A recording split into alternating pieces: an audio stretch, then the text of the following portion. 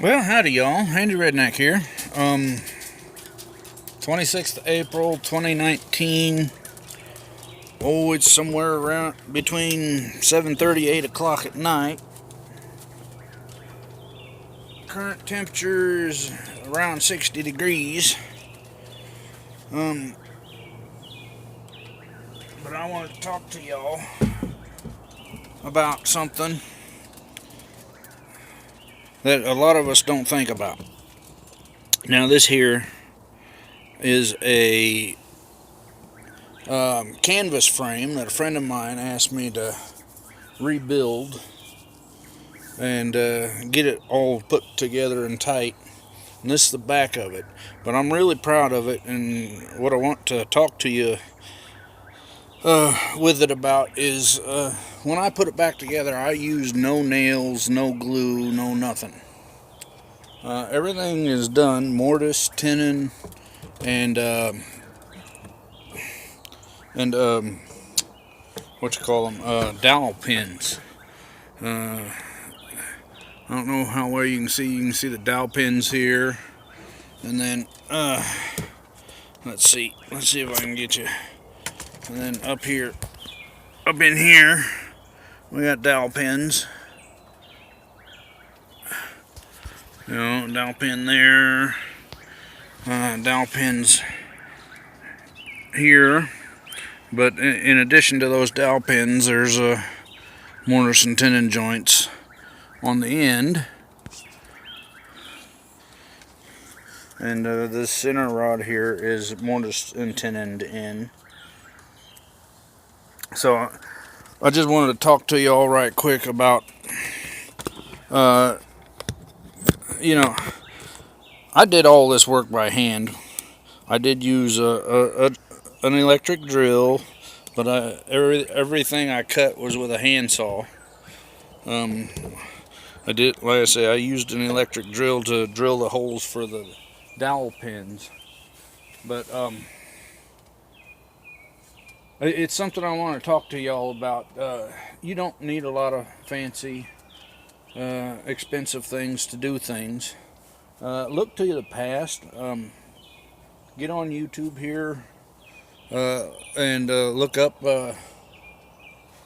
no glue woodworking, or no screw woodworking. A lot of the quote unquote old ways of doing things are actually much better than the way we do things today. Again, like I say, this is just all mortise, tenon, and dowel pinned together, but it's tighter and more durable than when I got a hold of it and it was mechanically fastened with staples. I probably could have went a little above and beyond and put some glue on the dowel pins and given a little extra strength. But most of the joints, when I got them done and done right, were tight enough that I had to take a hammer and tap everything into place. It was so tight.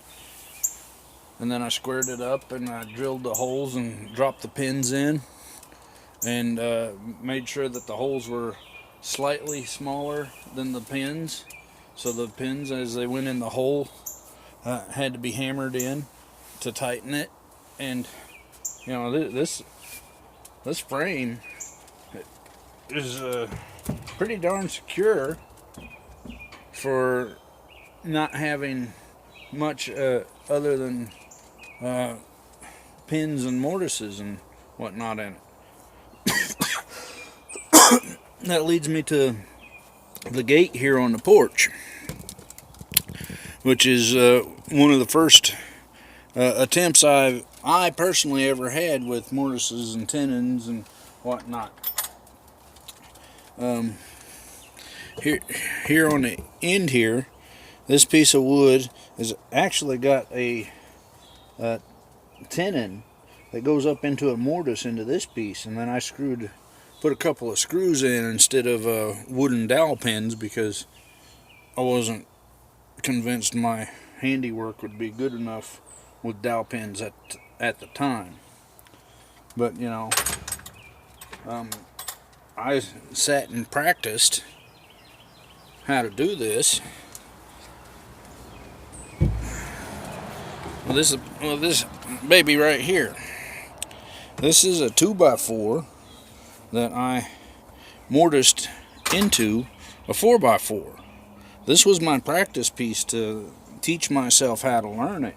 And once I got this nail pounded in, it's so tight in there that here it is 3 years later, and it's almost impossible to get off without taking a hammer or something and beating it apart. You know, if I didn't want it to come apart, I could actually drill a couple of holes and drop me some pins in, and that thing would probably never come apart ever again. But again, I just wanted to talk to you a bit about doing things by hand. Yes, you can do things with your skill saws and drill presses and all sorts of fancy gadgets. The thing is, though, those gadgets are there to assist you, not to do the work for you. And you probably won't appreciate the time, effort, and skill that goes into something until you do it by hand yourself. You know,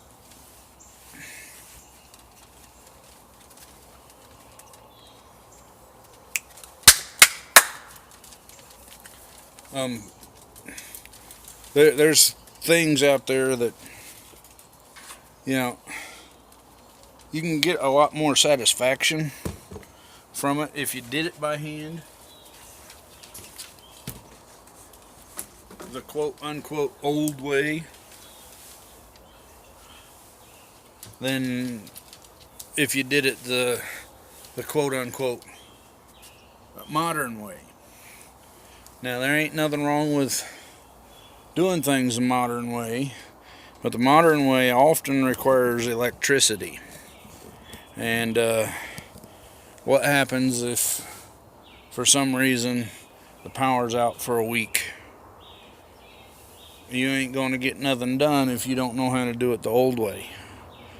I highly encourage everyone to learn how to do something old school, and then you come back and do it new school. You know, learn it the old way, and then do it the fast way while you can. But if you don't know the old way, honestly speaking, if everything is done on a machine, you can't claim it's handmade, and I ain't going to claim it, accept it as handmade. You know, but if you take the time to mortise and tenon, and yes, there are mortise and tenoning power tools out there that make it a lot faster. But until you learn how to do it and have done it by hand, you don't know how good you have it. So many people don't know how good they've got it. You know, people go to the grocery store and buy a tomato. Oh yeah, it's tomatoes. I love tomatoes. Well, until you grow the tomato, you really don't know how to appreciate a tomato. You know, that tomato that you buy in the supermarket takes time, takes effort, takes patience, takes care. You know, it just didn't appear in the supermarket. Someone took the time to grow it. And until you take time to grow something, generally speaking, from the time you plant a seed to the time you're getting tomatoes, you're probably looking 4 or 5 months down the road. If you can't learn the patience and wisdom from growing a tomato, I feel bad for you. Anyway, I rambled on a little too much. This here's been a handy redneck. I'll talk at y'all later.